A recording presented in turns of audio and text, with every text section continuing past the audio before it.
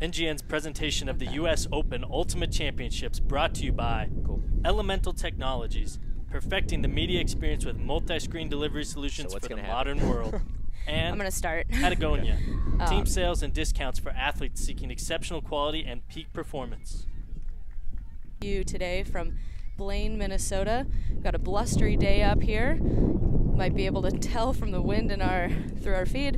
We're in day 3. We are in the final round of pool play, covering the women's division. We have Washington, D.C. Scandal, the reigning national champions, taking on Brute Squad out of Boston, Massachusetts, in a game that will decide what happens to the rest of these teams, or to these teams throughout the rest of this tournament. So I'm here, Megan Multeney. I'm here with Jonathan Neely.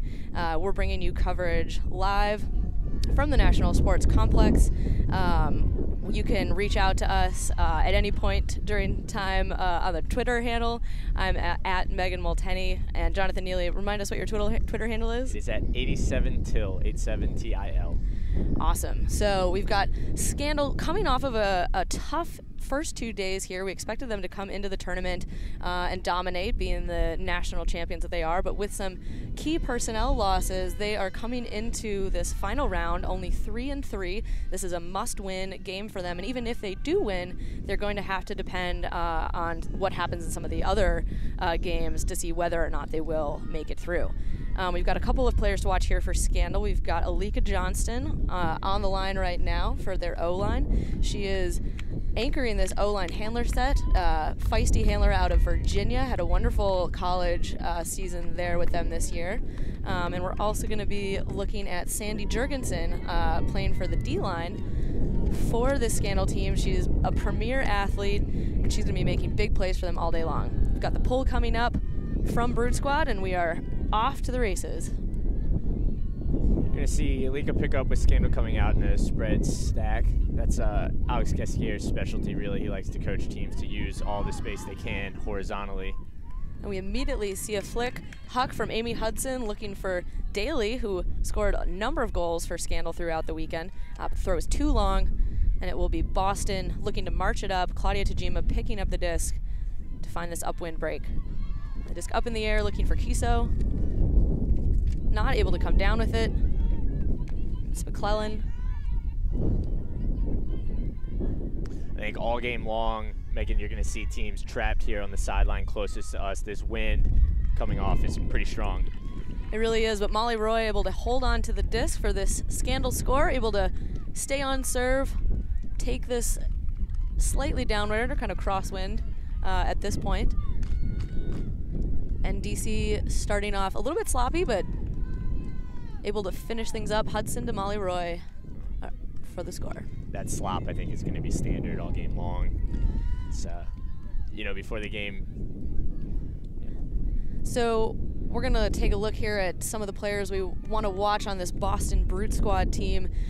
We've got some big names. You know, one of the big news features for Brute Squad was how much roster star power they added this year. Emily Bacher, who has played on this team previously, is going to be today. She's going to be actually anchoring their O-line handler set, a really versatile thrower.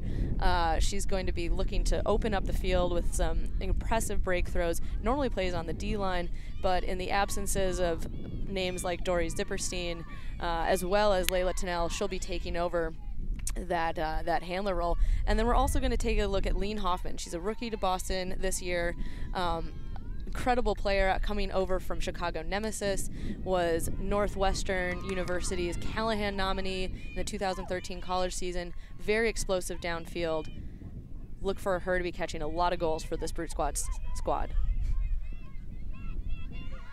And immediately see a look from Tajima to Malinowski, and again see those hucks just sailing too far into that downwind end zone. So we'll have Opie Payne, one of the captains of the Scandal squad, picking up the disc, marked by Laura Bitterman. It's going to be a fun matchup to watch all day. There's a lot of speed between those two players. Scandal able to find a little break up field there to Davis. Oh, and a miscue to Payne gives it back to Malinowski. It's Angela Zhu at the disc, looking for the Brute Squad end zone. Back to Tajima.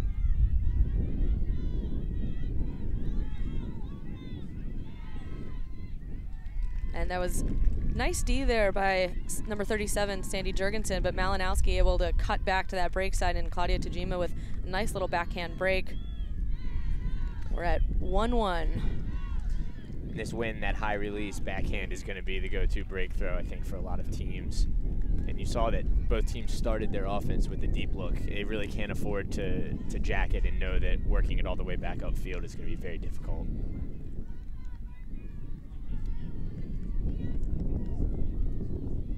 All right, so we're going to take a look here at the elemental keys to the game for both of these teams. For Scandal, they need to find consistency, limit those unforced errors. We've already seen a few out here today in the wind, as well as showing some defensive versatility. You know, this Boston Brute squad has a lot of deep, fast talent, and so being able to show different D looks besides just a man-on-man D to generate some turns will be key to their success.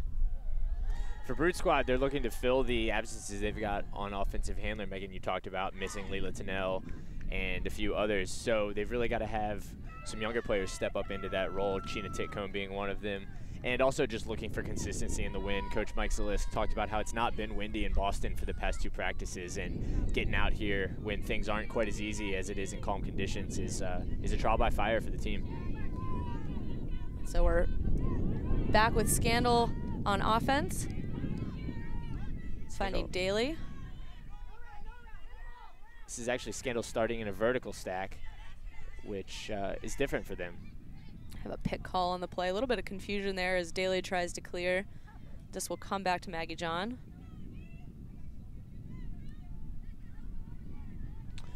This matchup right here, Maggie John with the disc and Sheena Titcomb in the mark, is a matchup of 2 young players that have stood out quite a bit, both in the college ranks and with their club teams. Maggie, a rookie with Scandal, has really been dominant at Virginia for a few years now, and getting her into the club ranks is going to be big for the DC area.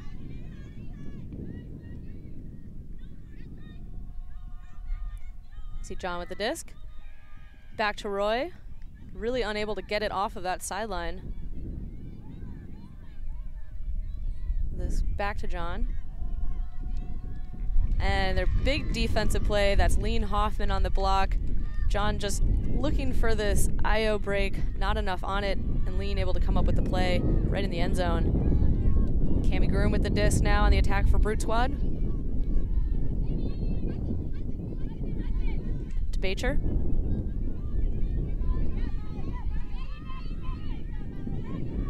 Swinging to Titcomb. Klein. Brute Squad's cutters finding decent spacing, but an errant throw from Klein will give the disc back to Scandal. Alika Johnston with the disc. Nice little backhand break to space there for John to Roy. And now more of the field to work with, not having to play in that tiny little corner of the field. They had the previous possession. And again, the break from Johnston gives them that space. Daly with the high release backhand, we see it again. You see that space pay off when they attack that upwind side. They've got a full 40 yards to throw into, and that break space really is easier to attack. So Brute Squad gonna having to think about improving those marks a little bit. That's Daly finding McClellan for the score. We remain on serve. Scandal up 2-1 on Boston Brute Squad. Sam McClellan, one of DC's players that isn't talked about as much, she actually got a tryout with the World Games team last season, which is indicative of, you know, respect from the coaches that are watching game in and game out. One of the top athletes on the team, and has been a mainstay as an offensive cutter for years now. And so you got a chance to talk to DC's coach, Alex Dutchy-Geskier, before the game. And what are his thoughts as far as what his own team's expectations were kind of coming into this tournament, and now where they're at, you know, potentially looking at not even making semifinals in this first showing for his team? Right, Scandal's sitting at a 2-4 record, and even if they win this game, advancing isn't guaranteed. And Gesquier actually talked about that being a good thing for the team. He said that last season when they won the title, it was because they played every game from an underdog mentality, and that losing some games here confirms that they're not the most talented team in the division, and it confirms that they're going to have to work even harder than they did last season to win games. He thinks that having that knowledge that nothing is promised is really going to be a good thing for Scandal. We'll see how it plays out in this must-win for them. We've got Brute Squad on the attack. It's Malinowski to Woody Garcia. Back to Malinowski. Megan, you've been watching the women's game for longer than I have. When did Becky Malinowski become a handler? That's a good question. So she starts in the cutter set, but she's one of those players who's so tall and so speedy that will often kind of have a lot of those looks smothered. And as a smart player, she just comes back into that handler role to take what's given to her by her defender. Oh, and a sneaky little move there by Emily Bacher. It looks like a high stall count. But the Scandal player, they talk it out. The goal will stand. You're going to see in the replay here, fundamentally, Hulda Gronwall on Scandal just turns her back to the dump cutter. And, you know, that's something that I think can easily be adjusted. I'm sure Scandal is aware of it and can make that change. But when you're guarding a dump, especially in a situation on the end zone line, you know, one thing you need to do is make sure that you're squared up to them and you can follow their movements. So we have yet to see anyone score in the upwind direction. On serve here at twos. Take a look at we saw our observers getting involved there for a second. Our observers for this game that we have to watch, we have Glenn Ford and Callum Lamb doing a good job to keep things in order here this morning. It's been of all the games I've seen this weekend, we've really rarely had to see observers step in. It's been an incredibly spirited competition thus far across all the divisions, really. But you know, we do have all of the games here observed here this morning, just to keep things, you know, both to prepare players, you know, for later competitions, and just to keep things moving. Talking to observers throughout the weekend, that certainly has been what I've heard as well, just them saying I've not had to do much. I think that's indicative of the fact that at these high levels, these teams know how to police themselves and know how to act amongst one another. There are norms. They want to have fun playing. They're not looking to get into spats or do things that are going to require observers to step in, really. So a turn here from John to Johnston, just a drop on a pressured throw from Kiesau gives Boston a chance with a short field, but Kiesau can't reel it in. Scandal back on the attack. As these teams look to come up wind, the disc is so shaky. Here's Scandal attacking that break side again, getting all the way over to the upwind sideline. And that's a nice adjustment there for them, not getting stuck into that downwind corner just yet. We got Daly looking to break it back. Hudson, Johnston.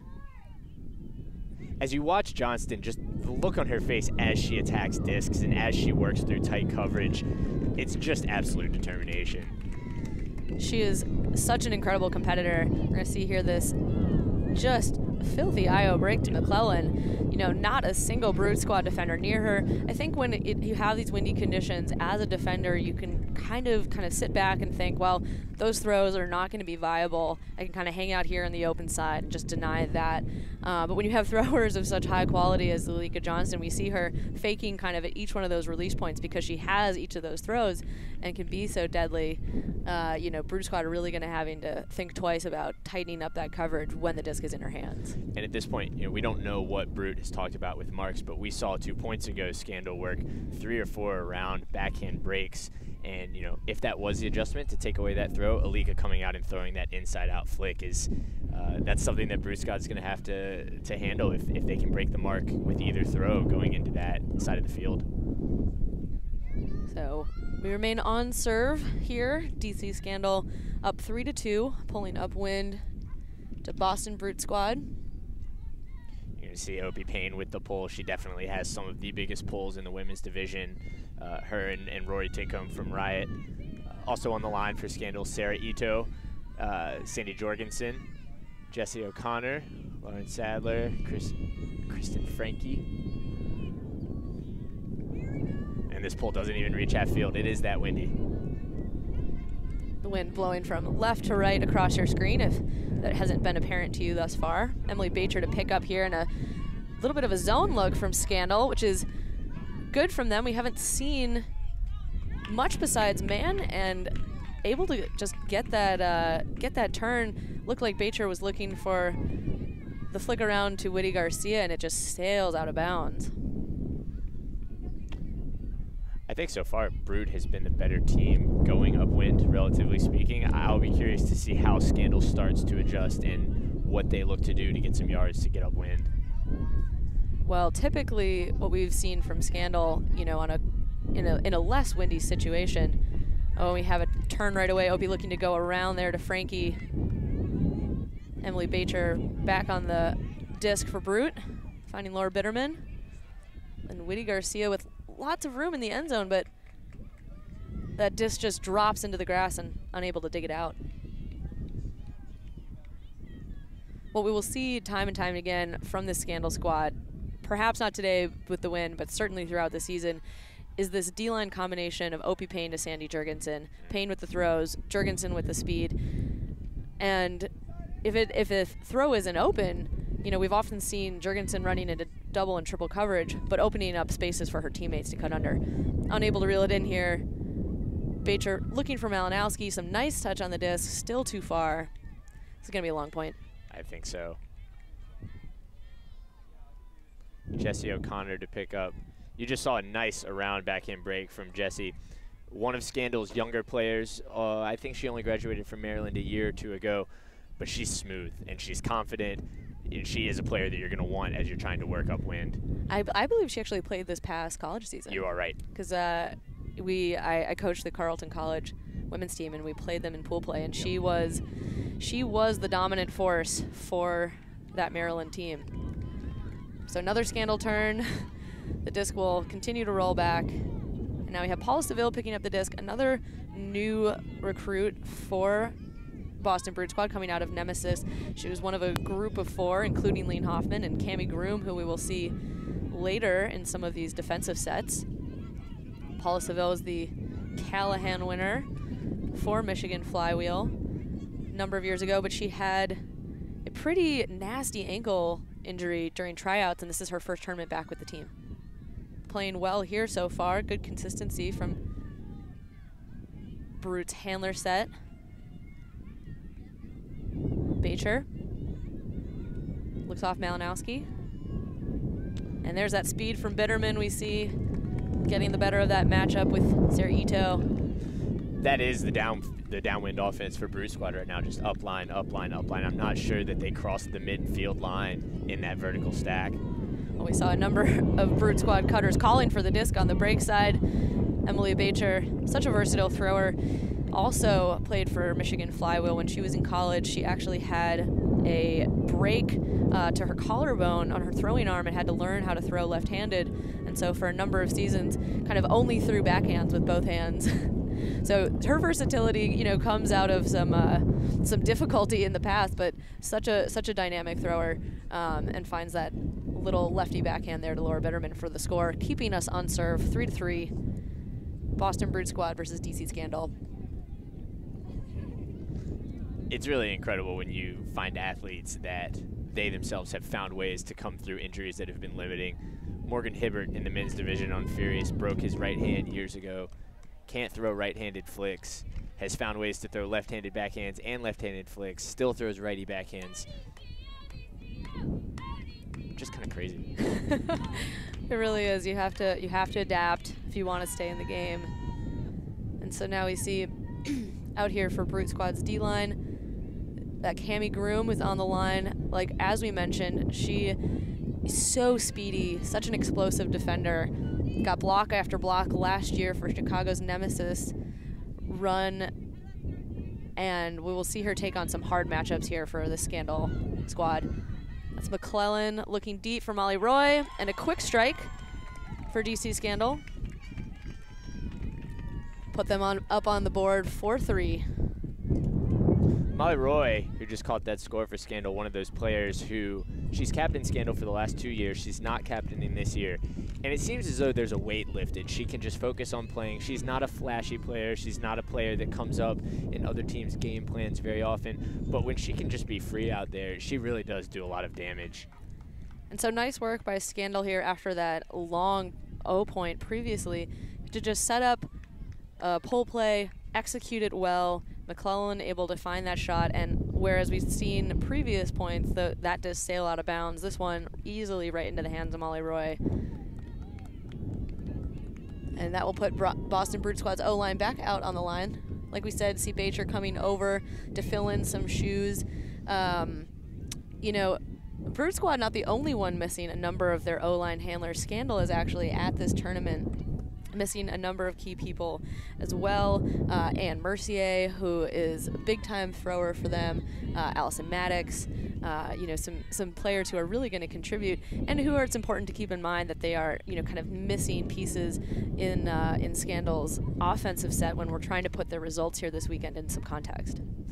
Really, if you're Scandal and you say, okay, we've got a really windy game, let's get our starting 7 with Maddox out, Mercier out, and Alicia White and Ginny Faye gone. That's 4 of those players that you would certainly want on that starting 7. So Emily Bacher to pick up here for Boston. We see a side stack isolation play with Whitty Garcia going for that backhand huck look. You see the side stack starting on the downfield, the downwind side of the field too, trying to open up that upwind side. And that throw by Bacher, unable to find anyone. Scandal looking for an upwind break. Owen Payne just slips, going to the disc. Sandy making a second attempt at it, but unable to come up with it.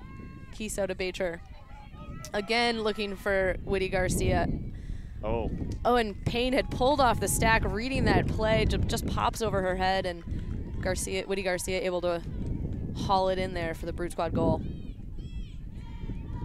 But that's exactly the kind of smart defensive player that Opie Payne is. She is simultaneously a solid enough athlete that she can shut down her person and constantly look for ways to help out her teammates, you know, poach some lanes, pull off and look for deep shots, and then able to recover that ground to pick up her own player if that D doesn't work out. So back on serve at 4s. Talk a little bit about what the situation is going into today's final round of pool play for the women's division. Really the only team we saw performing kind of flawlessly so far this weekend has been Riot. They're 6-0 and already locked in at that #1 spot.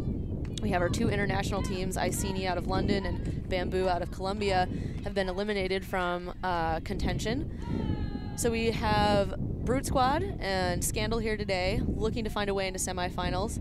Brute Squad is 4-2 going into this. Scandal is 3-3, so Brute Squad can secure a semifinals berth with a win here. Scandal will need to win and both hope for things to go their way in the other games. Traffic, also 4-2, is playing Showdown on the field across from us, and Fury, 3-3, is playing Iceni, needing to close out that win and also hoping for things to go their way in the other games. Johnston with the disc here for Scandal, finds Maggie John, back to Johnston. 2 college teammates working together now. Against this zone look we see here from Brute Squad, but I was just going to say, Scandal handling it well, moving it to that break side, but a turn on a low throw will give Boston a chance to go upwind, and Scandal setting their own zone. Looks like a 4-person one-way trap, trying to make things uncomfortable for those Boston handlers. Bacher finding Titcomb, but too long there for Christy Kim. And now Scandal is back on O. Brute Squad has transitioned into man, and there's a foul on the play. This will come in on 2.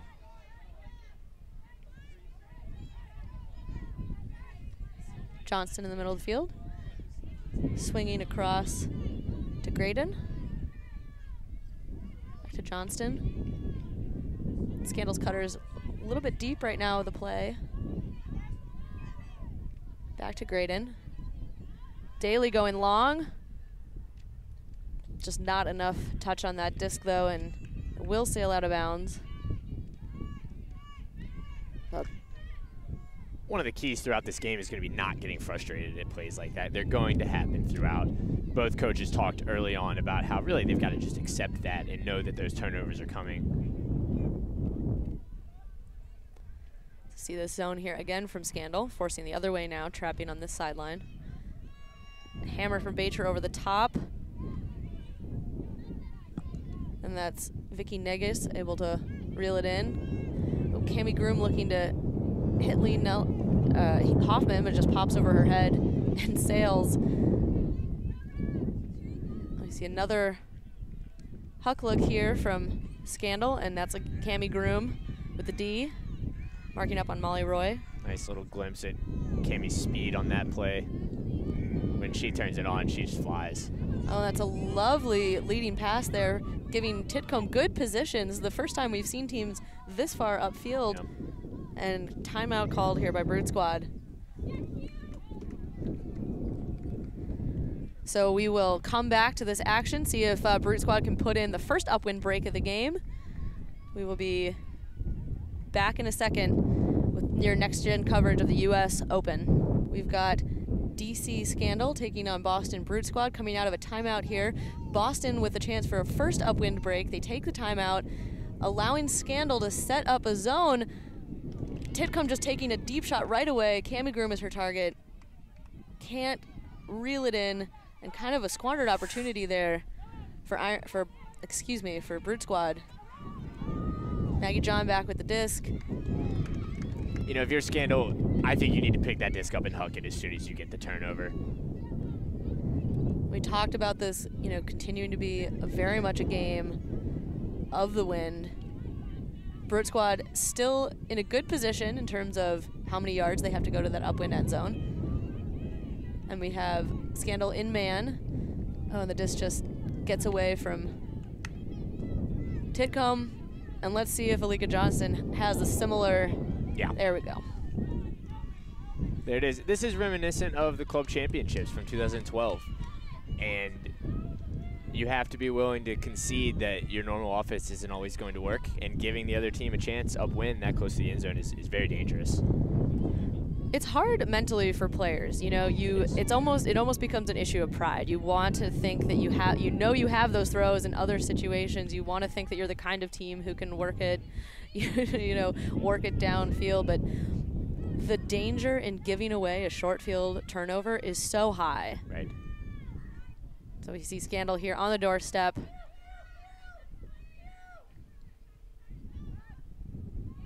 Oh, and those mark by Lean Hoffman, definitely limiting some of those looks.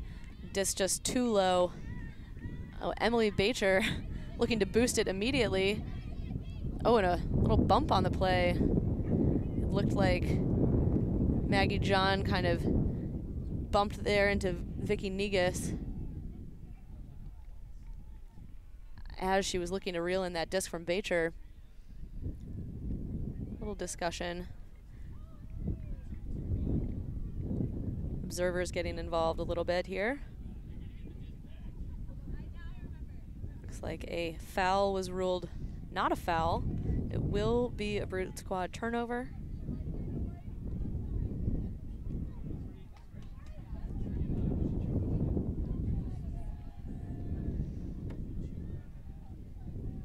A little bit of confusion, but it looks like Alika Johnston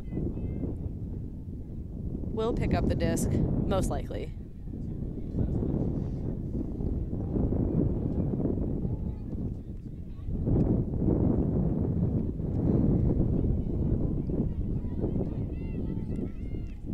All right, so Brute Squad transitioning to a man look.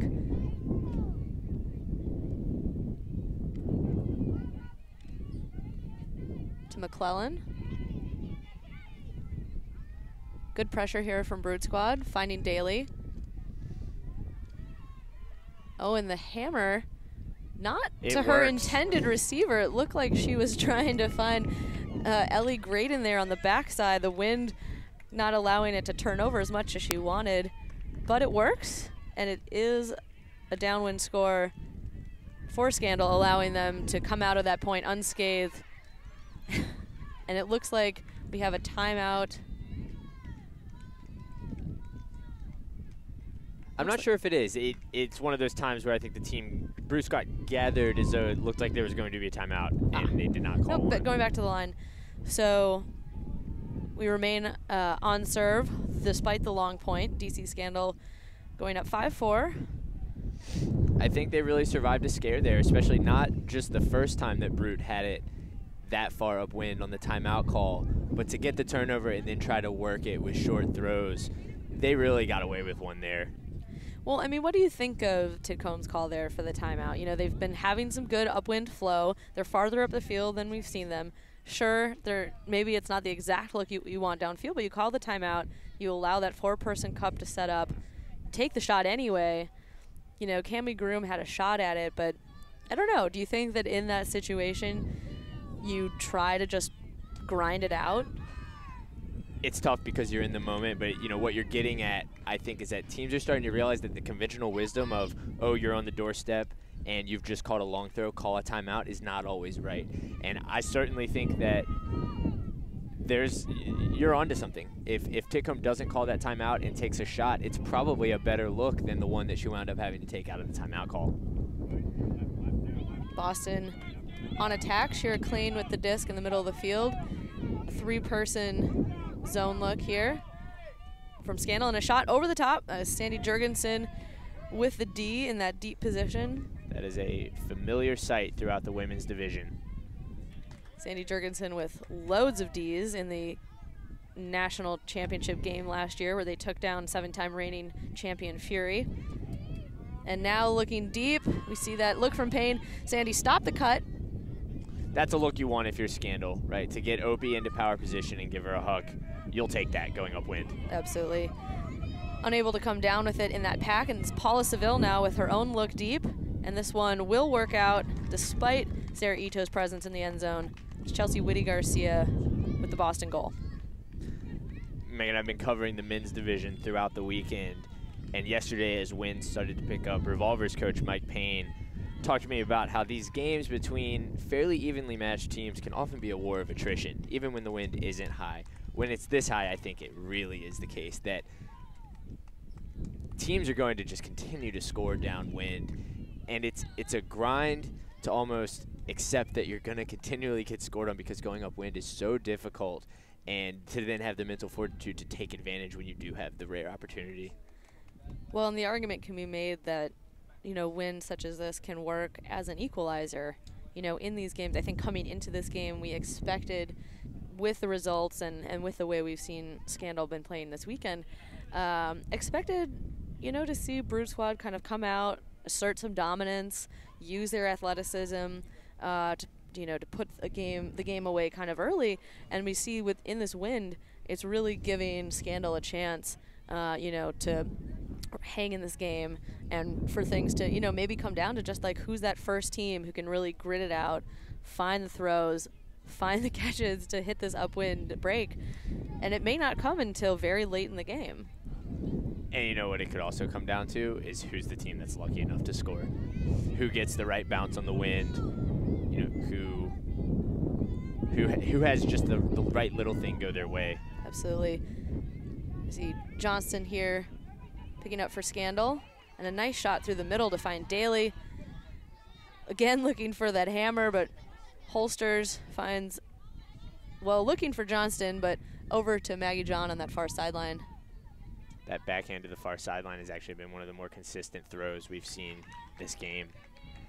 So McClellan was looking for Molly Roy, being marked by Cammy Groom, and just kind of unable to turn that page, stumbles a little bit looking for the disc. And now Scandal will set their zone as Emily Bacher tries to march it up the field for Brute Squad.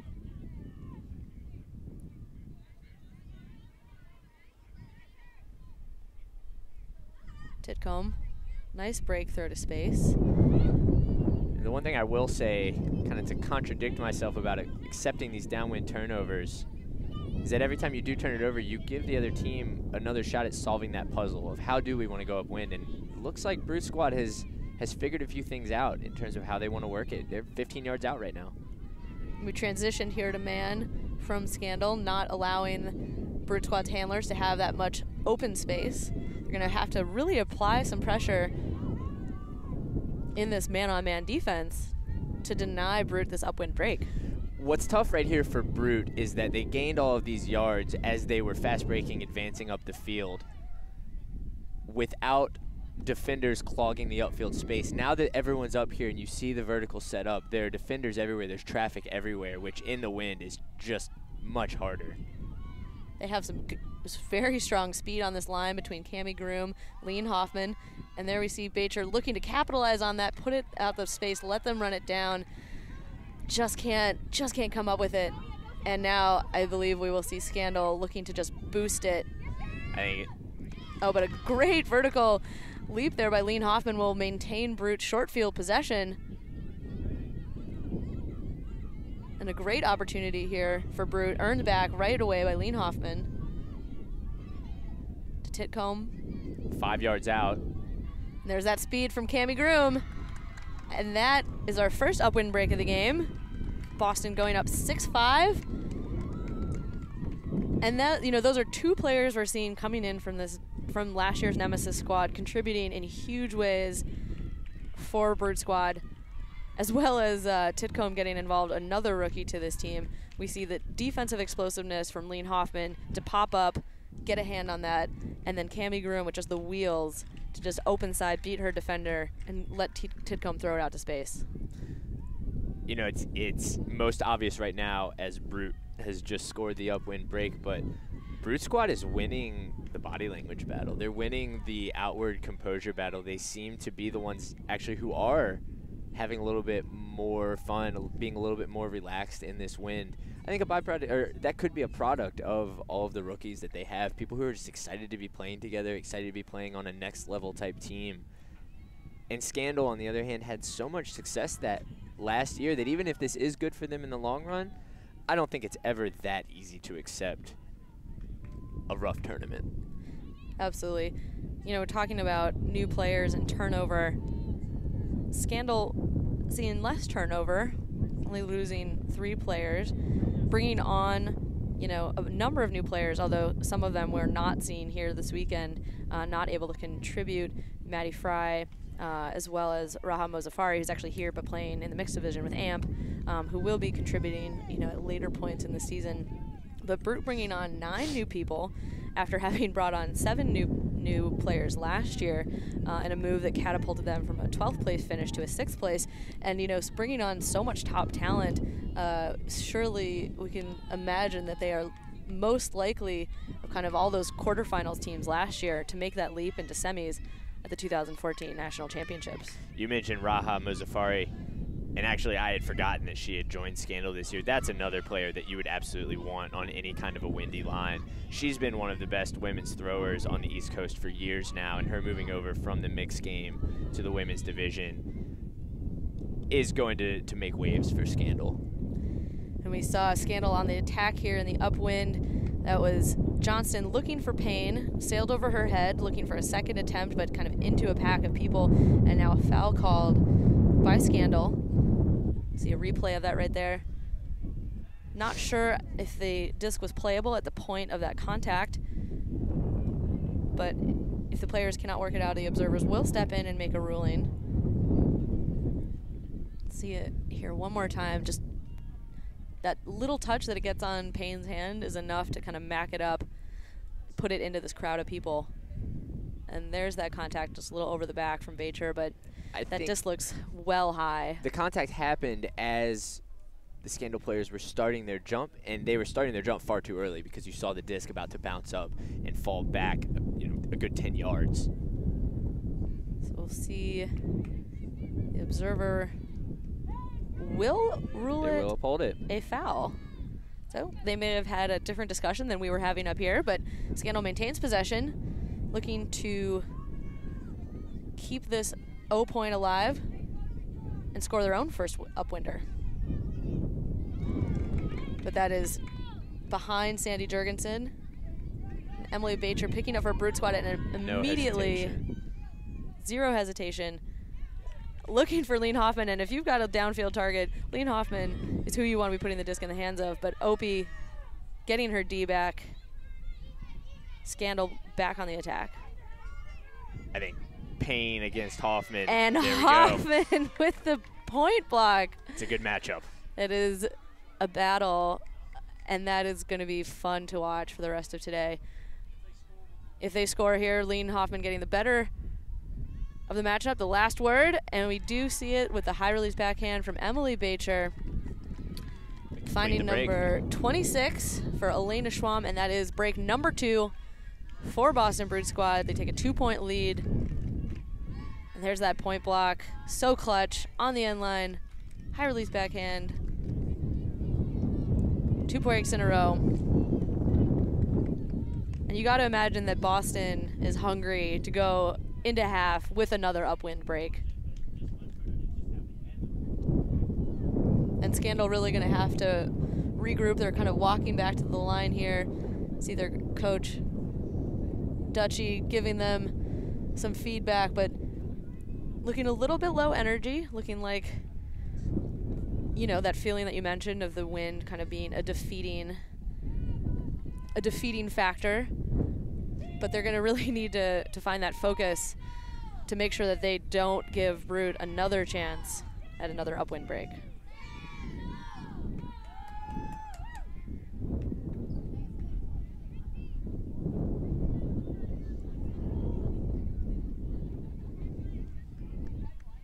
So we have Titcomb here to pull for Boston. I mentioned earlier her sister Rory, who plays for Riot, is one of the better pullers in the women's division. And just curious to see Chyna rip one.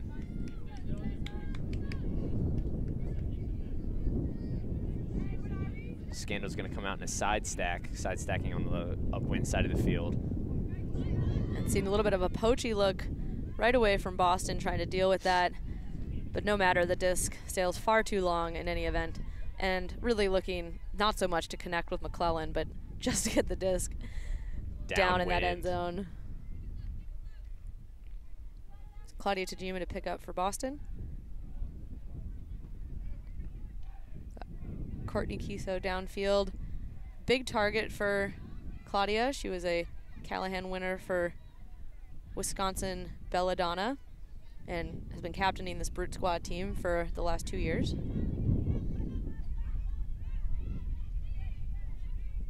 She's another actually who came over on the Nemesis, from the Nemesis to Boston pipeline. Although there are a number of Wisconsin Belladonna alums on this team, including Shira Klein and Laura Bitterman. I think one thing, you know, despite so much turnover for Brute Squad, there are so many people who know each other and have played with each other from, you know, other moments. We have, you know, the Tough Squad, kind of with Tajima and Titcomb. We've got the Bella Squad, we've got the Nemesis Squad, we've got the Michigan Squad. You know, it's easier to find chemistry, and we have Tajima looking long with a nice-looking backhand. That's huge. Oh, and able to bring it down. That is number 9, Becca Ludford, another Belladonna alum, and she will call a timeout here. Huge grab for Ludford off of a nice throw for Tajima. Will give them a chance to take it to half and make it 8-5. Here we're about to get another data point for your question earlier of whether or not calling that timeout in flow is a good move.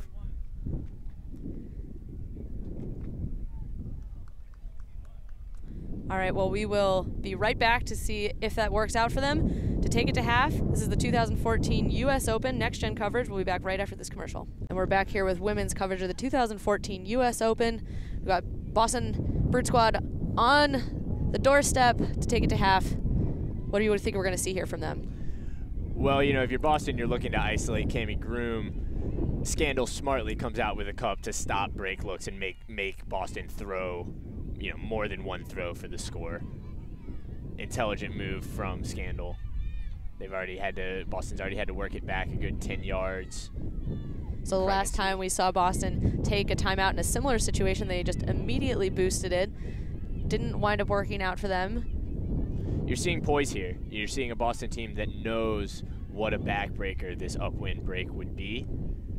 And whether or not they get the score, I think that for Coach Mike Zalisk, it's going to be a really good sign to see all of these new young players be willing to work the disc. And that's Titcomb there, was looking into the end zone, but Daly comes up with the D for Scandal. Like we said, we saw nice patience from that those two tough handlers, Claudia Tajima and Titcomb there. But, you know, you get to that moment where it's the high stall count and just look into the end zone. Daly in good position to make the D. Kiesau unable to come down with it.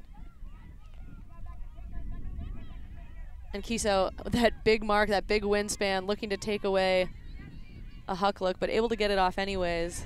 Definitely got worried for Scandal a bit there. Were they going to try another 10-yard throw that could very well have been turned over? The Boston pressure was good. They smartly hucked the disc down the field. And now they're in man. Tajima looking to groom, and a big D there from Daly. Ashley Daly's been who Scandal's had marked up against Groom throughout the day, and that is a good matchup speed-wise. Cammie is so fast. Ashley was a Division I swimmer at Michigan, I believe.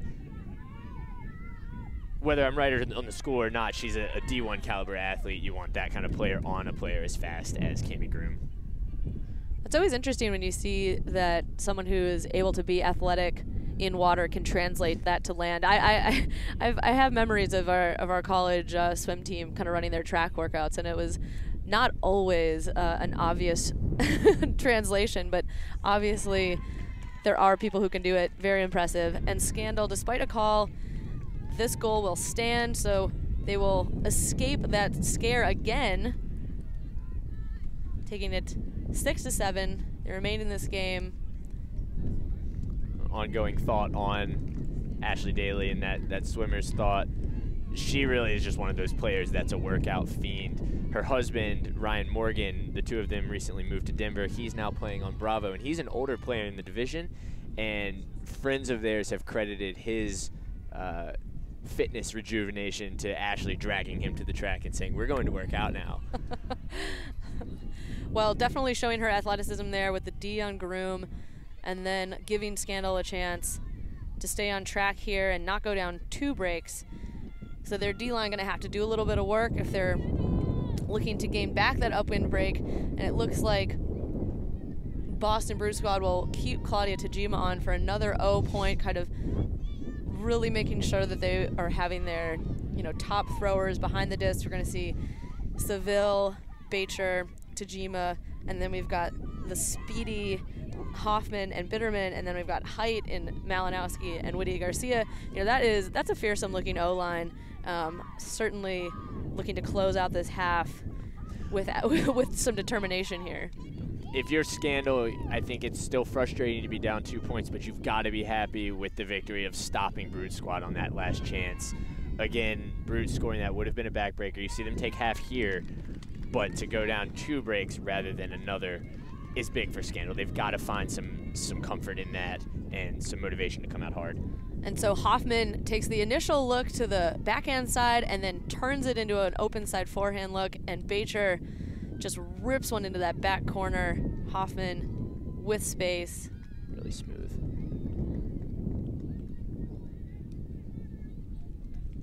And just like that, we're in halftime here at the 2014 U.S. Open. We will be back shortly with more coverage from the women's division. As we said, this is a must-win for Scandal if they hope to move on. Brute Squad will secure a berth into semifinals if they can close out this lead. I don't know, what do you think's gonna, you know, how do you think the second half, is it gonna be more of the same, or are we gonna see some adjustments here to allow Scandal to kind of claw their way back into this? Sure, you know, I think the biggest adjustment for Scandal would be going vertical upwind. They've had a hard time finding lanes with a horizontal going upwind. Otherwise, I don't know too much what you adjust aside from giving yourself more chances to continue to try to complete passes as you work toward that end zone. All right, well, we'll see if they can do it. We'll be back here with the second half of this women's division, a last round of pool play game in just a minute at the 2014 U.S. Open. NGN's presentation of the U.S. Open Ultimate Championships brought to you by Elemental Technologies, perfecting the media experience with multi-screen delivery solutions for the modern world, and Patagonia, team sales and discounts for athletes seeking exceptional quality and peak performance. And we're back with next-gen coverage of the 2014 U.S. Open, being brought to you from breezy Blaine, Minnesota. This first half of our last round of pool play from the women's division has been, I mean, a tale of wind, certainly, playing a big factor in where we find ourselves right now. The current reigning national champions, DC Scandal, find themselves down a break, 7-8 to Boston's Brute Squad. Gonna have to, find some mental fortitude to come out this second half. If they do not win this game, we will see them not making the championship bracket, the semifinals of this tournament. It's their first test for them of the 2014 season. As we mentioned, they are missing some very key players who are not here for them, so take that with a grain of salt, but a big moment for Scandal. I think the key with missing players is they're missing throwers, and that's what's really shown. Brute's shown a ton of composure working the disc. Even upfield, they've touched close to that end zone far more times than Scandal, even on the ones that they didn't convert. And it just shows that Scandal's missing 4 or 5 out of their top 5 or 6 throwers. We see Brute Squad here working the disc well. That was Paula Seville to Kristen Unfried. And then a round throw from Emily Bacher will just sail too far for Laura Bitterman. Right now you see Obi Payne picking up the disc. Obi, Alika Johnston, and Maggie John have really been the throwers for DC today. And while all of them are very able throwers, Obi typically is a downfield player when she plays offense, or a D player that isn't handling quite as often. Alika has been more of a supporting role handler, not a main thrower, but somebody that's very reliable on resets and shorter throws. And Maggie's a rookie with the team. So we see a turn there off of that first throw from Opie, giving the disc back to Boston. Bacher was looking for Malinowski, but a pick called on the play.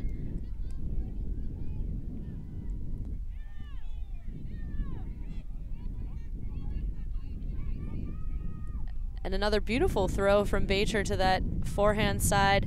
We'll put the disc in Whitty Garcia's hands, looking for Bitterman, but just in and out. Back to Scandal. We'll see Alika Johnston picking up the disc.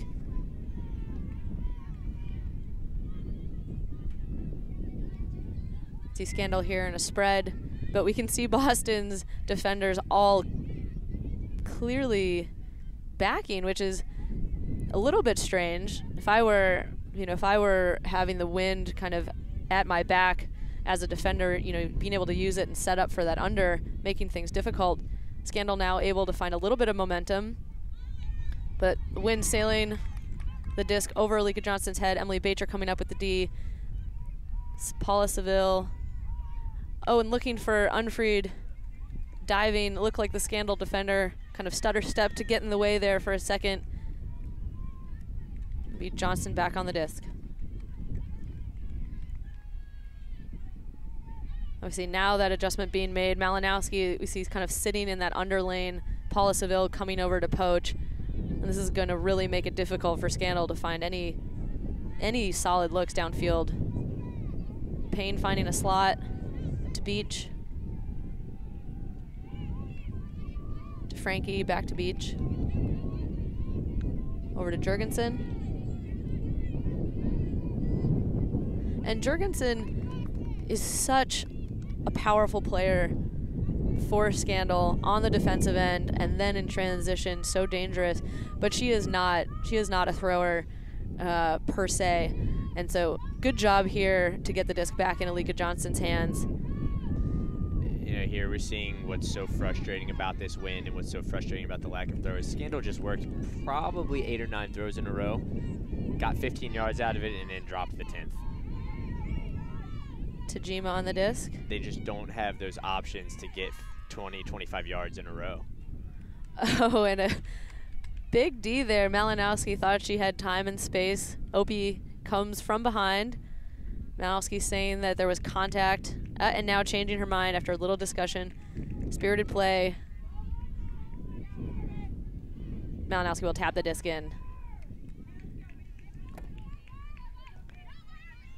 But Payne's the kind of player who, despite the wind, despite the deficit, despite the difficulties, is always going to fight for that next D. And we've seen her get many here today. Over the head of Jurgensen.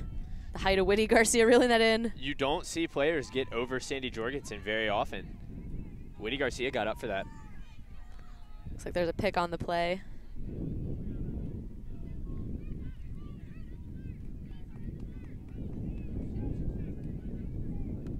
Just back in, back to Bacher. Being marked way off by Alika Johnston, but just gives her room to find Malinowski. Jorgensen looking a little bit frustrated. Looked like the force was back the other way. Just a little bit too easy there from Scandals D. So Boston pulls ahead now by 3, leading 9-6 with this Bacher connection to Malinowski. The old Michigan flywheel. And although they were different years, so they may not have actually had much crossover, but both doing very well with that program.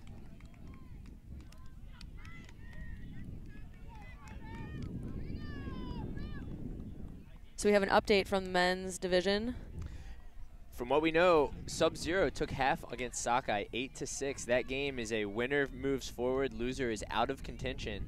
Sub-Zero has been playing really well all weekend. They're a young team that plays very fundamental, very fast, very skilled ultimate that hasn't been able to break through against 3 of the top 4 in Johnny Bravo, Revolver, and Ironside.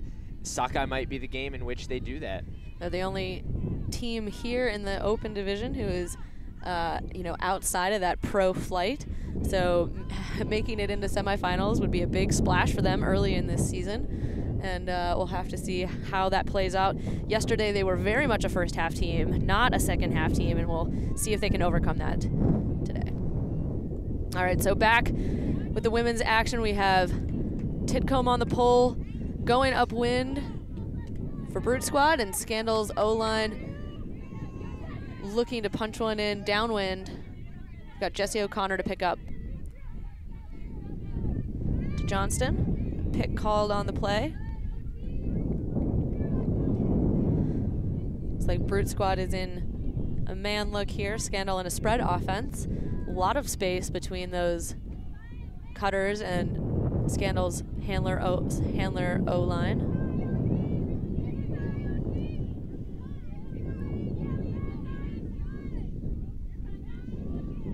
Nice little movement here by Scandal's handlers to open things up downfield, and a big bid there to keep the disc alive. That was Kristen Davis. Number 19, Kristen Davis.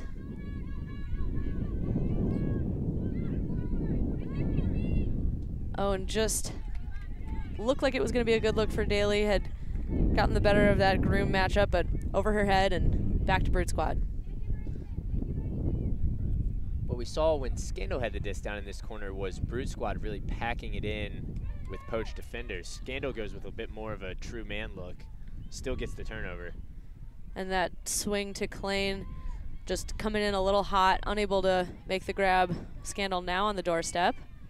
A pit called downfield. This situation right here is one that's been interesting to me throughout the men's division, and I've seen it a little bit in the women's division. Seattle Sockeye is a team that in this situation where the dump is directly behind the thrower, they'll turn and just throw a 2-yard shovel pass, get it off. I think the conventional wisdom in Ultimate for a long time has been that there needs to be a pretty dump cut, one that, you know, is more textbook. Oh, and two Boston defenders colliding there as Amy Hudson is able to find Jesse O'Connor, typically behind the disc, but this time being on the receiving end for the goal for DC Scandal, bringing them back within 2. So in traffic, Scandal able to find a target. We'll see another look at that. It's a little pass, a little miscommunication.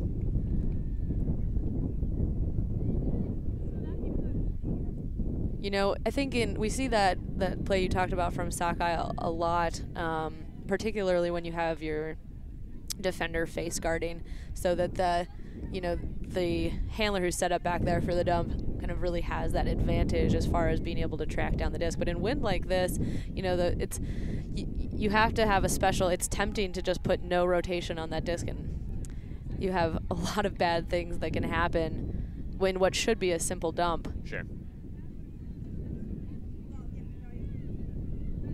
So Scandal's D-line back out there, kind of looking for that breakthrough, looking to get a break back. See familiar faces, Opie Payne to pull, Jorgensen, Grunwald, who's actually a new player for Scandal this year, as well as Sadler, Frankie, Ito, and looks like they'll be setting up a little bit of a zone look. 3-3-1 here from DC. Only allowing Brute Squad really to have looks backwards, but able to reach over the cup, and actually a good throw. Able to, you know, at least get near her receiver. Whitty Garcia can't get a hand on it. Jorgensen with the D. Again, I'm impressed with Whitty Garcia being able to body Sandy Jorgensen out a little bit. She didn't come down with it. That's a great throw from Jesse O'Connor. Here we see Scandal as close to the upwind end zone as we've seen him in this game. Back to Payne. I'll look for Jorgensen. Oh, could she stay in bounds? We've seen her make that play before. Diving on that sideline, not this time. They're gonna wanna get that zone back up there, hands high. They have, Boston has a player going unmarked. It's a good move from Seville. And actually a nice bid down there from Boston's Elena Schwamm. And that was like the most spark we had kind of seen out of Scandal off of that Jesse O'Connor huck. Nice little bit of flow and just trying to do too much. So tempting when you see Jorgensen downfield. It is. And again, it's that balance. Do I take this shot because as the defense sets up, our chances are going to get lower? Or do I pull it back and, you know, trust the team to work it upwind? I'm not sure that there is a right answer. Have some contact on the mark here. Just with Grunwald to O'Connor. Nice shot to Jorgensen. O'Connor's upwind flicks look really strong.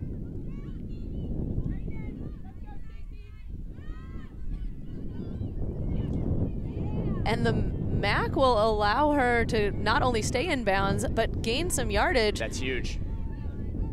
Oh, and just in and out of the hands of Sandy Jorgensen. That was some really spectacular play from O'Connor to give them that upwind break look. They're gonna have to do it again. I think the unfortunate thing is that Jorgensen might have thought the defender was closer than she was. She could have run that out.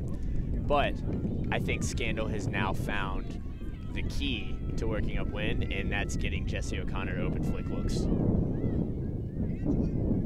In a tough spot here, though, to start on this front cone. Payne's disc to Ito pops up. Frankie able to come up with the second attempt to keep the play alive, but too far for her. And it'll be back with Boston. It's now Seville with the disc. Lovely little backhand, finding Michigan, former Michigan teammate Becky Malinowski for the Boston score. Thought it was gonna happen for Scandal. Just good consistency here. Paula Seville's a very reliable addition to this O-line handler set. You know, in sports, there are times when at the end of the game or at the end of the tournament, you can look back and identify moments that presented opportunities for swings in momentum, swings in scores. That very well could have been one of them. You know, that Sandy Jorgensen reels in that goal, and all of a sudden we're looking at an 8-9 game with Scandal going downwind. Right. They're gonna be wanting that point back, I think. But again, moving forward positively, silver lining, they've found something that works. There's still plenty of points in the game, and if they can get that look again, they'll still be in the game. Absolutely. Scandal's O-line to receive going downwind.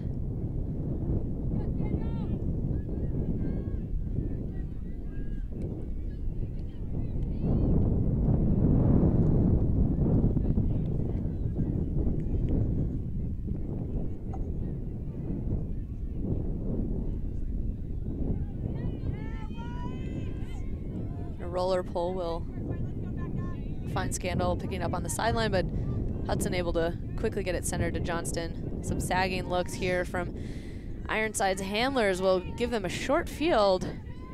With that swing just errantly away from the target. You know, that's a situation where strategically, I think that the Brute Squad cutters coming upfield might hold for a beat and stick with that 3-on-3 rather than trying to get to a 7-on-7, just because that extra space in the wind is so big. Well, Brute Squad gave it right back into the hands of McClellan. Oh, and that was Shino Yoshin going up big to try and reel in that goal for Scandal, but over her head. Brute Squad now to work it upfield. Here you see some of Scandal's defenders sagging off, packing the middle of the field. I think that's smart.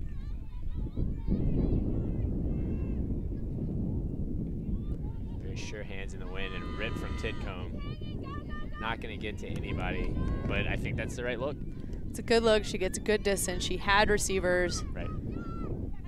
If it works, it's huge. If it doesn't work, oh well. Very little risk. So Scandal still looking to work it. Diving catch there by Davis. It's her second one today to keep things in play. And Daly now with her own huck look again. And this time, Yoshin comes up big. Scandal stays alive, taking their O point, bringing it to 8-10. Boston leading DC Scandal. There's the play to keep things alive. And then Daly, little flick out to space. Good concentration by Yoshin. She had her defender beat, but the disc can take such crazy turns within this wind that well done to haul in the goal.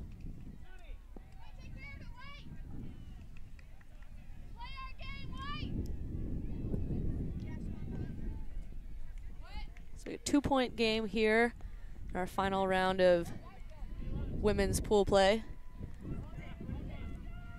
Boston looking to break into semifinals, continue their lead in this game. Scandal really looking to, you know, improve on a season that thus far, or a weekend that thus far has been somewhat inconsistent, somewhat, you know, below expectations perhaps, at least maybe not their own, but what other people had for them going into this tournament. But like you said, having a good outlook on it in terms of being able to mentally get in that place of underdogs. And there's a lot of fight left in this game, and we know that OP Payne and Sandy Jurgensen can generate Ds at will, so it's just a matter of can they capitalize once those turns happen. Bacher with the disc for Boston. Little around flick, finding Whitty Garcia. Malinowski in the middle. She's got Bitterman streaking in the back. Back to Bacher. And there's that lefty backhand. Oh, Bitterman, the huge bid, in and out of her hands. See Jesse O'Connor picking up, and Sandy's going to take off. Pretty tough to rip it from a standstill on that corner. I think we need to see Scandal reset the disc and look to get a huck look in motion. But still good yardage there, able to find Jurgensen on the under, that space she had created. Now back to Payne in the middle, swinging to O'Connor, and that's huge. A little bit of hesitation on the goal line from Ito, but big moment here for Scandal. O'Connor with the disc, and we call a timeout. All right, here it is. Here's that timeout. All right, we'll be back to see what happens. If Scandal can get a break back upwind, we'll be back in just a little bit with Next Gen's coverage of the 2014 U.S. Open. After a timeout here at the 2014 U.S. Open, we've got DC Scandal on the doorstep. Disc is going to be in O'Connor's hands with Boston Brute Squad's Claudia Tajima on the mark, looking for the first time for an upwind break for Scandal.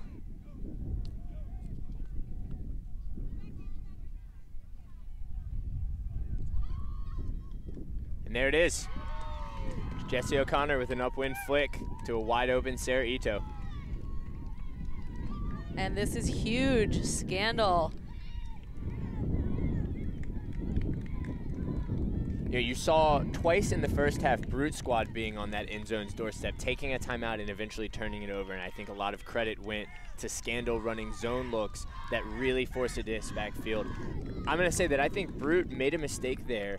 They were in a man, they had some sags, they had some poaches, but they weren't fully committed to stopping upfield lanes. They were more committed to stopping cuts, and I think giving up cuts to the backfield there is just fine when you're preventing throwers from open looks into the end zone in these windy situations. We'll give credit to Scandal. We talked about in the last point how we thought that that had been a missed opportunity, missing Jurgensen in the end zone the last time they were up here. And you mentioned that they found something that worked in Jessie O'Connor's forehand flick, and we saw it right there. Absolutely. Resulting in the goal. Started with her flick finding Jurgensen, and then again her IO flick to find Ito at the moment that we went into that timeout. So I think we have to, you know, whether that was Scandal players or it was the coach Alex Geschiere figuring that out and making that call, it was well done by them to make that adjustment and now put themselves. They're down 9-10, 1 point, going downwind, in an opportunity to tie this game up. Need to complete this break. The worst thing you can do is say, okay, you know, we're good to go, and let Brute come and score an upwind to a point. Now this is going to be difficult. Opie Payne just pulled out of bounds. Not sure where it went out because it's on the other side of the field, but this might give Brute a short field. Yeah, unfortunate here. They're going to pick it up about at their own team tent, a little less than half the field in the middle. Not as bad as it could have been. I thought that might have gone out of bounds pretty close to the outfield end zone. But it's not having to start in your own end zone, that's for sure. So, Scandal in a zone look. Tajima with the disc for Boston. Active cup there from Sadler. Malinowski back to Tajima. Bit of a 3-3-1 here. Moving backward to Titcomb. This is what you want out of a zone in these conditions, or just make Brute throw it a lot. It's hard to throw right now. To Hoffman. And Payne had a good shot at it, but her bidding on the disc allowed things to open up a bit and allow Brute to be in the middle of the field, gain some yards. Now back to Tajima. And again, Brute does look composed. They look willing to do the work that it's going to take to get upfield, to get upwind. Malinowski keeping the disc in play. On a nice throw there to Tajima. Wow. Oh, and that is a fantastic upwind throw. Finds Hoffman with space between the deep and the wing. And Brute never seemed like they were worried. So good movement, incorporating Malinowski into the play. She hits this beautiful little break, opening it up for Tajima, and Hoffman so speedy, just slotting in between those two Scandal defenders. Excellent poise here from Boston. Yeah, if you're Boston coming away from this game, you know something. It's that you're pretty good in zone offense. A lot of that, I think, comes down to and that's with poise. Not having your standard O-line handler set. Yeah, we talked about Scandal missing a lot of throwers, but Boston Brute Squad's also missing Dory Zipperstein and Lila Tennell, which are huge throwers, huge offensive mainstays for them. Lila is back with Brute Squad this season. She is. She was playing a Boston invite, just not able to make this trip out here for this tournament. So technically a rookie in that it's her first year on Boston, but she has played on Boston before. It's not her first year, but what I'm saying is it's been interrupted with seasons with other teams. Sure, and certainly in no means considered a rookie whatsoever. I mean, as we could say the same for so many of Boston's pickups. We've mentioned Hoffman and Groom as, you know, rookies, quote unquote, in this Boston class, but world-class Frisbee players themselves, both making Ulti Worlds all-club first-team selection out of last year's national tournament. Scandal here now forced to go upwind after not being able to get a break. Malika Johnston with the disc, trying to work through Brute Squad zone. Daly. And now transitioning into man. John. Good for Johnston. Now, what I'm a little bit surprised by, if I'm Mike Zalisk, the Brew Squad coach, the one thing I do when playing defense on Scandal going upwind is force backhand. Because the only way Scandal got the score that they did upwind was with consecutive forehand flicks from a single player. Make them do something different. Well, you still have 6 other players who still have to battle in the wind, and we saw that forehand from Davis tailing off behind her cutter. Hoffman makes the bid on the play, and a foul is called. The question will be, was that disc catchable at that point, or was it too far behind either of them?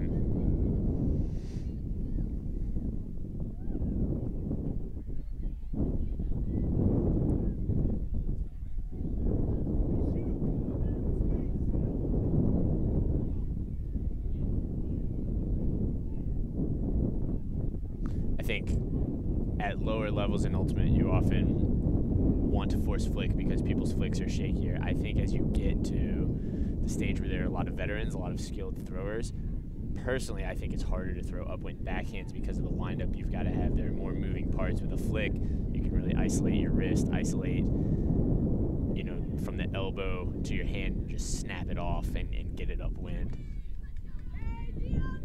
We see the observer stepping in to make a ruling here. It will stay with Scandal. Foul upheld. Daly with the disc. Back to Johnston. Finding O'Connor. We see Payne streaking. But fantastic D there by Cammie Groom. The combination of Groom and Hoffman on this D line really so potent for Brute. 2 really, really stud players. Connor with the disc back for Scandal. A little bit long for Johnston, but lays out, keeps the disc alive, finds Payne. A little flip. It's a fun play there by Payne. Get the disc back in O'Connor's hands in power position, but just picking off Titcomb, the defender, in the process. We'll stay with Payne. She's got Sandy, Jurgensen. A lot of space coming under. And Titcomb, really smart little poach play there to force Sandy to lose some yards on that cut. Davis to Payne. Cross to Maggie John. Nice break to Davis. Oh, and looking for a kind of ambitious inside-out backhand to Jurgensen. That's a big mental mistake. And just blocked by Titcomb in the lane. Now they have to travel the field yet again. She has Jurgensen with tons of room, and oh, just a mental focus. Defender was nowhere near her. Unfortunate drop. Bacher with the disc for Boston. Finds Hoffman, looking for Groom. Had fallen over on the play, but looks like a foul was called as some contact happened with her and Daly. There continue to be a pretty fun battle to watch there between the two of them. We've talked a bit about how Scandal especially is looking at this tournament as simply a way to improve throughout the season, especially with so many key players gone. Earlier in the game, in the first half, we saw a chance at the upwind break that didn't work out because Sandy Jorgensen went up too early. I think that actually this point is one that they're really going to look back on most as a learning experience. Groom with the disc for Boston, looking for Titcomb. High stall count. And now a high release flick to Becca Ludford. And Boston now pulling away 12-9. That's a fun little throw there from Titcomb. Well done to keep it up high, keep some touch, allow the wind to just push it down right into the hands of her receiver. So why this point? Why will Scandal look back on this point in particular? I think that this point it wasn't just a single play. It didn't come down to a single moment where there was an execution error in making a read on the disc.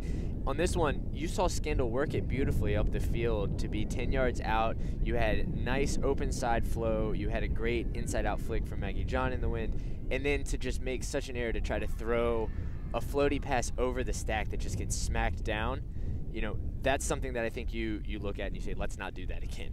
And then to have another chance to get an easy 25 yards to start your offense as you're bringing the disc in off of a Brute Squad huck and then just drop it.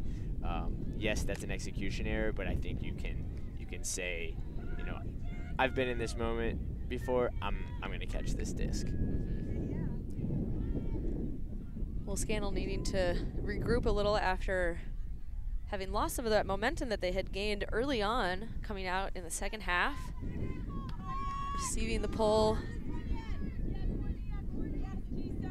That's Hudson with the disc centering to Johnston. Isolating McClellan, but she doesn't finish that cut. Just kind of stutter steps and thrower miscue, and Christy Kim able to pick off the disc. Boston now with good position, going upwind, disc in the hands of Emily Bacher.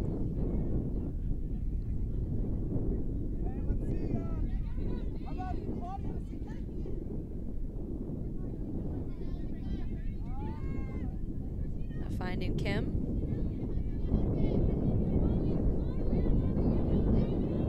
Stifling handler D here by Scandal. Gives them the disc back, and they will immediately go for it. Hudson has no one really near it, but smart play here. So Tajima to pick up. It'll be Molly Roy on the mark. Cutters spreading the field into this split stack look. Kiso. Nice D by McClellan to shut down that lane. Ooh, and a poach there from Hudson. I don't know if Kiso just didn't even see her at all. We have some contact down on the field, but play will continue. Johnston.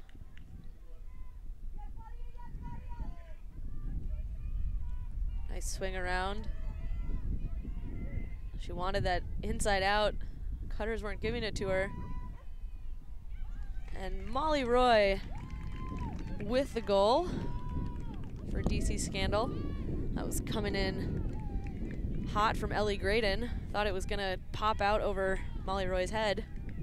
There's that Hudson poach D. So back within 2. Scandal still trailing 10-12.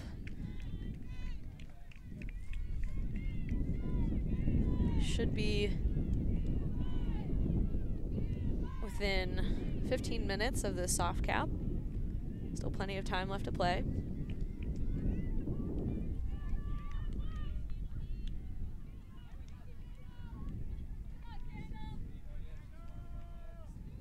And we see, you know, with so many of Scandal's players unable to make the trip, or we see a number of the players on the sidelines injured, in boots, you know, not playing. We see a really tight rotation as for some of these players. We've seen Alika Johnson in almost every point, Payne and Jurgensen going both ways, certainly playing every D point, O'Connor every D point.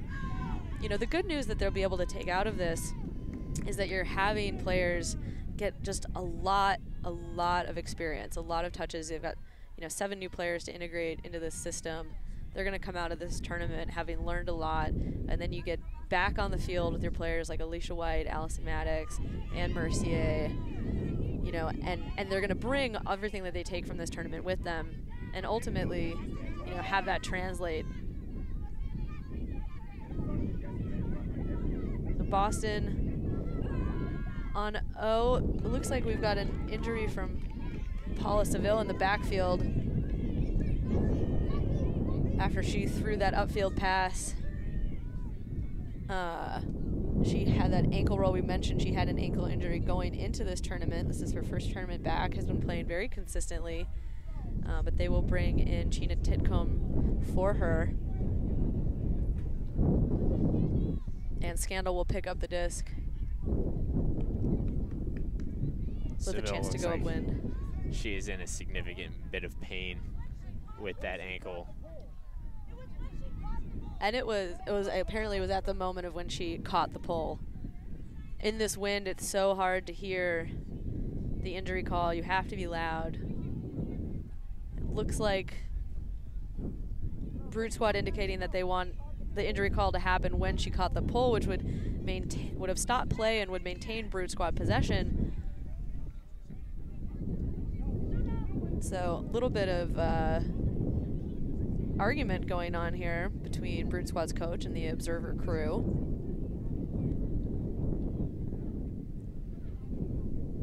That would give Brute Squad another shot.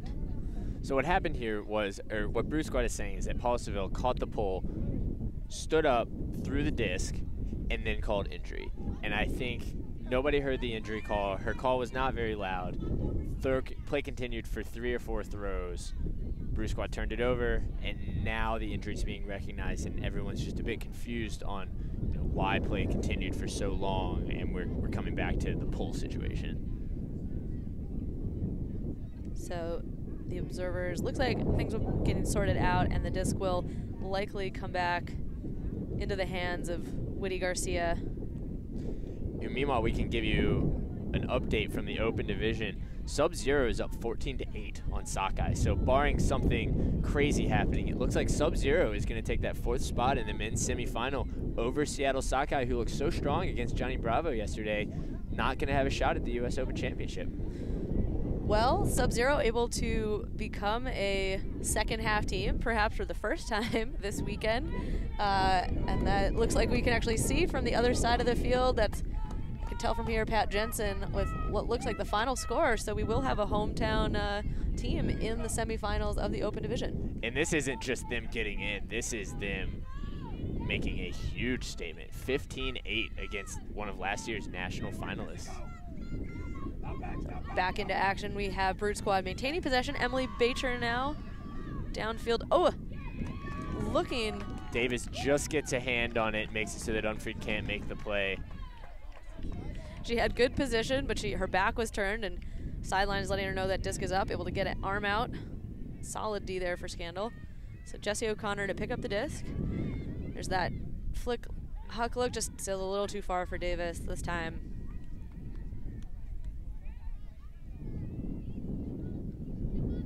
Tajima with the disc, being marked by Kimberly Beach.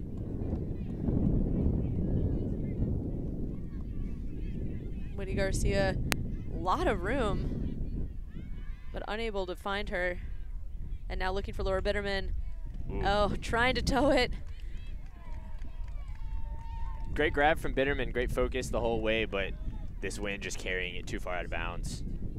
So you're tracking it the whole time, having that presence of mind to know where the line was, but just a little too far.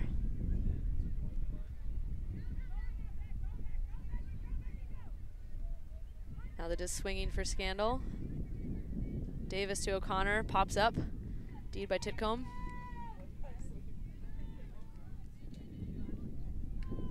Now Bacher will pick up right on the end line for Boston. Johnston exuberantly on the mark.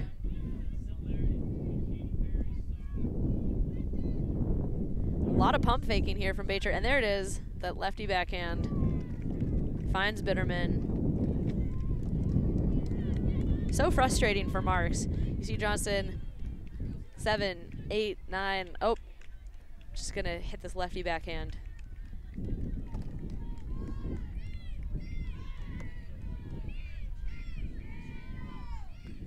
So we're gonna take a second here late in the game to look at our Patagonia play of the game. It is Chyna Titcomb for Boston Brute Squad. This play changed this game. We have Chyna catching the upwinder and throwing this goal, finding Cami Groom. So much spin, great poise and control. And that was the moment where this game changed. It's one of those plays where it's not a huge sky, it's not a flying layout D, but to get that upwind score in the first half really is what gave Brute the driver's seat throughout. So, well in control of the game at this point. 3-point lead. They need 2 to close out this game. Scandal looking to stay in it as much as for this game itself and to stay in, you know, the contention for semifinals of the U.S. Open, as well as for them in terms of carrying that mental focus into later tournaments, Worlds in a few weeks, the National Championships in Frisco in October. Looks like we've got a pull play here with Johnston actually in isolation downfield. Kind of a rare look. Not on target there for Maggie John, and the Scandal will be forced to play D. Tidcombe picking up for Boston. And see some of that sagging again. Oh, but just a beautiful break there by Tidcombe. Keeps things alive. And tailing disc, Lienhoffen almost able to track it down with her speed, but back to Scandal. Johnston looking for McClellan, too low.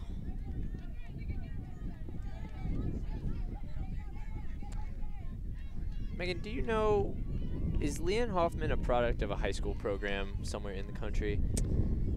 That is a good question. I first became aware of her when she became a standout player for Northwestern. And, you know, really was one of those players that carried a team to the national championships. Absolutely. You know, very much that team was on her shoulders, but also just, you know, she wasn't a Callahan nominee just because of her on-field presence. Her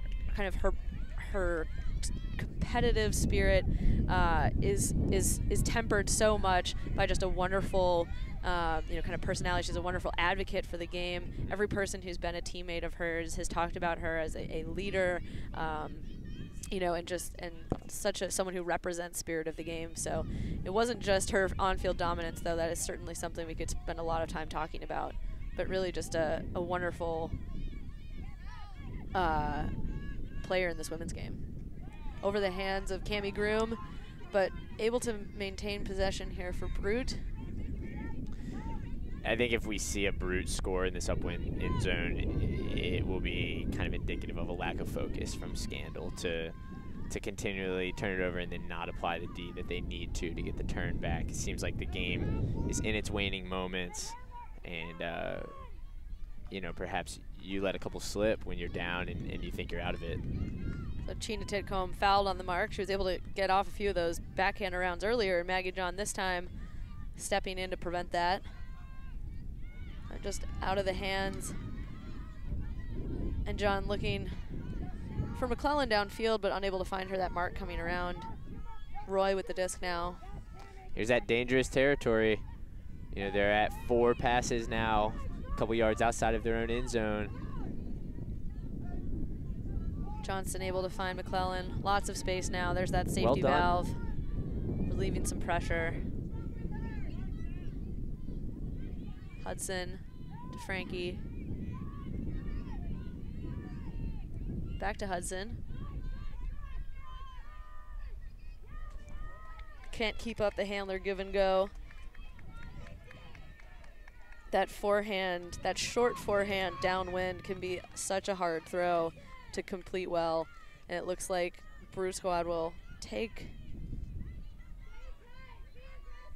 a timeout here. Shira Klein with the disc. And we'll see if they can go up another upwind break after we come back from the timeout back here at the US Open in Blaine, Minnesota. And we're back with Next Gen's coverage of the 2014 US Open, last round of pool play in the women's division. In what feels like the waning moments of this game, Scandal out of Washington, D.C., last year's reigning champs, trying to stay in this game, give themselves a chance at a semifinals berth here at this tournament. And Brute Squad out of Boston looking to close out this game with some definitiveness to head into semifinals later today. Klein finding Hoffman.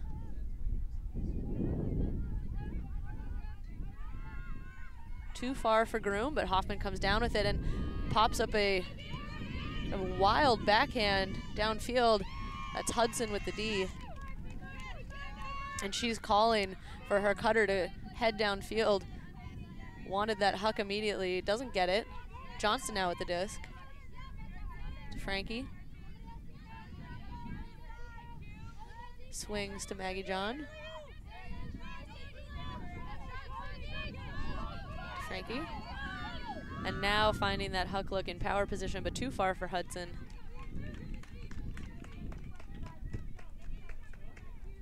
And advantage here. Klein will pick up once again for Brute Squad.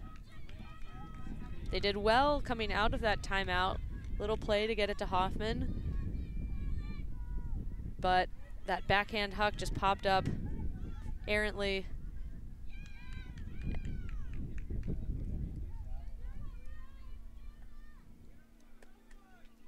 Foul on the throw, back to Klein.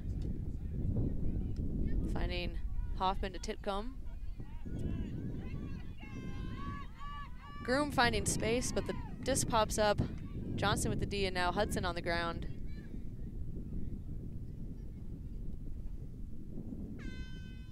And we hear the horn going off. That will be the soft cap. And Hudson looking like she's in a lot of pain.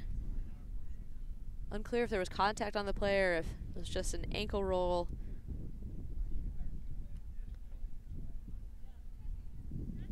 So with the cap going off, we have 15 minutes left until hard cap. We're gonna go to a replay of that play. Johnston's D coming off of Groom's miscue, and then can't quite see what happens, but Hudson looking like she's gonna be needed to be helped off the field, and it does look like an ankle.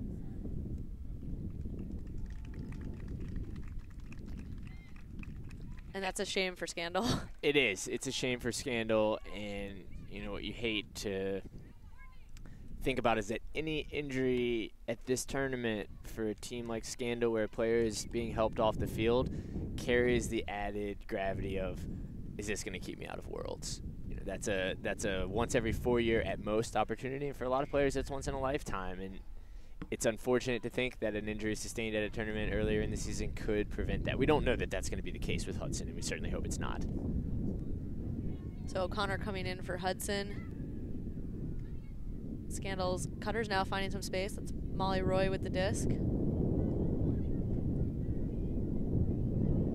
Oh, but the disc just coming off of her hand. Kind of a clumsy throw, and Groom now to pick up.